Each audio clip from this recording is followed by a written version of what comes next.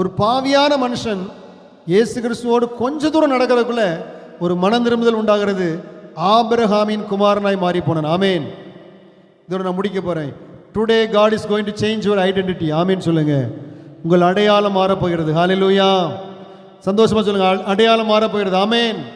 இயேசு எப்படிப்பட்டவரோ என்று சொல்லி நீங்க ஜெபத்தில் அவரை தேட ஆரம்பிச்சிட்டீங்கன்னா, நீங்கள் அமர்ந்திருந்து நானே தேவன் என்று அறிந்து கொள்ளுங்கள் என்று சொல்லி 46:11 சங்கீதத்தில் சொல்லப்பட்டதுபடி அவருடைய பாதத்தில் அமர்ந்திருக்க ஆரம்பிச்சிட்டீங்கன்னா, அவரை தேட ஆரம்பிச்சிட்டீங்கன்னா, நீங்க அவர் எப்படிப்பட்ட ஒரு பெயர் சொல்லி அழைக்கிறவன் அறிந்து கொள்வீங்க. நம்பர் 1.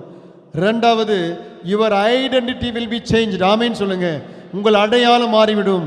பாவியாக இருக்கிற நீங்கள் ஒருபோதும் பாவியாக இருக்க மாட்டீங்க, பரிசுத்தவானாய் மாறிவிடுவீங்க. ஆமேன் சொல்லுங்க.